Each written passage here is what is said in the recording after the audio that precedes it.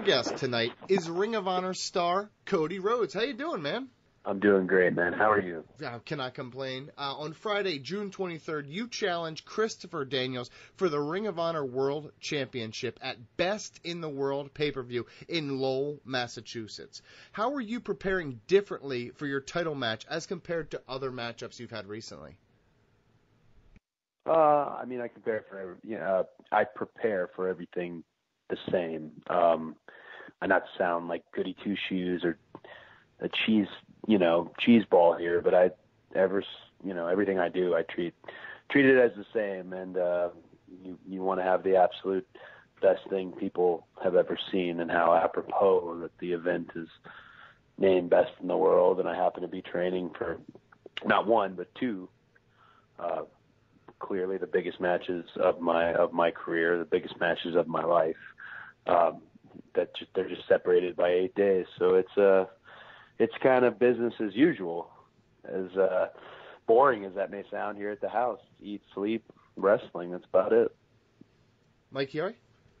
Well, you first came to ROH as a babyface, and that fan base really embraced you, and I think that it always had embraced you, even dating back to your time in WWE. But with that said, why has your transition to the heel role seemingly been so smooth and seamless over the past several months? Well, full disclosure, I don't really consider there to be.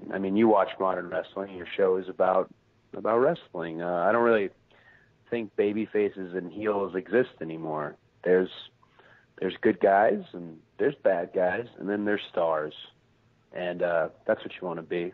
It's one of the last conversations I actually had with my dad about the industry and the shape and change. The only constant in pro wrestling is that there is no constant. And I think I have fallen into kind of a more villainous position in Ring of Honor because I'm the antithesis of the brand, the code of honor and that horse shit.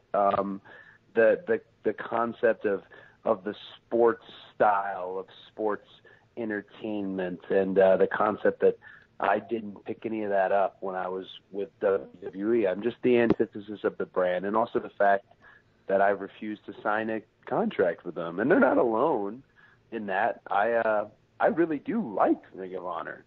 What a wonderful, company as a whole in terms of the shows that it puts on. And you think about what the Young Bucks are doing, and Ring of Honor being the platform that they're doing it on. Ring of Honor is just, for a pro wrestling fan, which I still am, is absolutely gangbusters. But I just don't want to sign a contract with anybody. And I think that, along with a little bit of my real attitude, might get under the skin of a good deal of the Honor fans, and that makes it fun. And it's so great because Christopher Daniels is the brand. He's Honor defined, man. That's somebody who just worked, and as pure gets, BG, next question. Well, we spoke with Christopher Daniels recently, and he mentioned that he doesn't see himself wrestling much longer. What would it mean to you to be the one that takes the ROH championship away from Daniels and perhaps be one of his final opponents? Well, I could say something really mean, but the reality is I'd rather say something really nice, and that'd be a huge honor. Christopher Daniels is a great example of he did it his way, his career and the path he chose, and the path he didn't choose. To put him kind of on my list or on my radar, there are others that I had the privilege of being in there kind of at the last points of their career, guys like Booker T and guys like Hardcore Holly, and stole moves from both those guys as kind of a homage to what business we've done together. It would be a high honor. It would be a feather in the cap. I'm amazed no one's knocked him off already.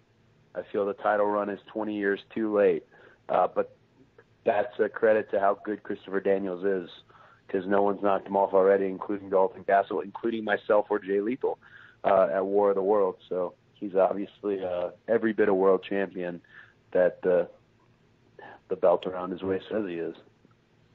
Well, in addition to your success with Ring of Honor, you are making serious waves, as you mentioned, in New Japan. On July 1st, you challenge Okada for the IWGP Heavyweight Championship. Do you believe you will be able to succeed where your Bullet Club brother, Kenny Omega, failed and actually dethrone Okada? Well, if I look at the, just to amend the question, I don't think Kenny failed in that second outing. I mean, if you ask me point blank, did he win the title? The answer is no. But to go 60 minutes and the champion's advantage being what it is, they went the distance, and Okada remains champion. I just think his luck has kind of run dry. Gosh, he's big match Okada for sure, an absolute stud, and he has guaranteed his legacy in New Japan Pro Wrestling. But man, that's that thing about pro wrestling, any given night, and the added incentive. You have a lot of people who are excited about what I'm doing with Christopher Daniels and Lowell and feel like, oh, finally, Cody's wrestling singles for the big one. And then you have a lot of people who are absolutely furious about Long Beach. And as much as I like pleasing the fans I've acquired, nothing makes me happier than upsetting the critics I've acquired. So it's two, glorious matches. It's 8 days of summer that I get to watch wrestling Twitter just shit itself and just shut down and essentially have a heart attack. And the amount of speculation now, oh, well, he's not in the G1. Oh God, just the amount of speculation and whenever you start a sentence with that pretty much guarantees, you're trying to convince yourself. And I love it. I love the type of crowd we're walking into there in Long Beach. And both title matches, they have such a great but unique thing about them. Mike Yori? As one of the biggest names to have ever joined the Bullet Club, what do you think you've been able to do for the notoriety of the stable thus far? And also, in turn, how has being part of the Bullet Club helped advance you in your career? Well, I mean, at the time that I joined the Bullet Club, I am the biggest name that's ever joined it.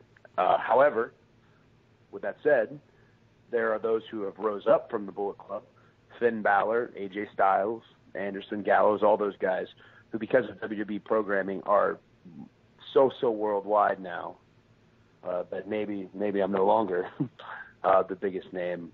I feel I was excited at the thought that I could do something for the Bullet Club and perhaps provide them a different demographic, but the truth is the Bullet Club has done more for me.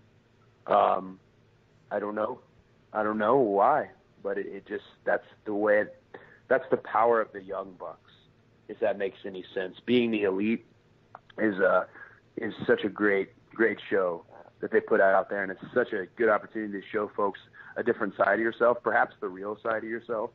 But yeah, and me being able to piggyback off of their, watershed deal with Hot Topic and being able to be in stores, I don't do it, but I should call the Young Bucks every morning and say thank you very much for, making it so that I'm making more money on my own schedule than I was with the biggest wrestling company in the world. So, that being part of the Bullet Club has done more for me than I have done for being part of the Bullet Club.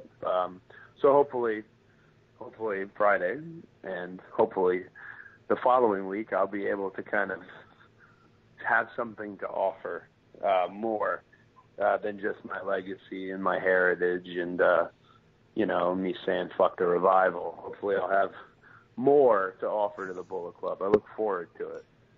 Brandon Galvin? Well, in Daniels' recent promo hyping your match, he mentioned the legacy of the ROH Championship, naming wrestlers like Samoa Joe, Daniel Bryan, and CM Punk. How do you envision your reign as ROH champion would be, and how important is it for you to be part of that lineage? He did a really good service by name-dropping all those cats because he highlighted what I have been saying, and that's the ROH world title. The one that he currently holds is as much a world title, if not the industry's true world title. It is up there with any world title, and that being in New Japan Pro Wrestling, and that being in World Wrestling Entertainment. And if you need further proof, just watch that promo, because the names he lists off, guys like Samoa Joe, guys like, Bryan Danielson, guys like CM Punk, just box office cats in our industry. So for me, this is my first time ever having that opportunity in a singles contest to compete for a true world title, and it's my whole life. I heard Jimmy Snuka once describe jumping off the top of the cage. He said, "That was my whole life, brother," and I knew what he meant. And I think you guys probably know what I mean when I say Lowell, Massachusetts, the Memorial Auditorium, and main event, headline of the pay-per-view. That's my whole life, brother. That's it. That's everything I've worked for since 15 years old. I put on referee shirt and went out, unsmartened up to the industry, refereed a match in Carrollton, Georgia. So it's everything. Well, your American Nightmare moniker has become one of the most popular in wrestling right now, finding success in the United States and internationally. How did you come up with the idea, and what has the response been like from fans?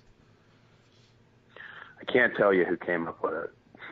It's a secret that I take to the grave. Although it really is kind of I don't know if this is a term people use anymore. It's kind of an oxymoron, right? Because Pops is the American dream, and I've been a kind of a career villain, so it makes sense.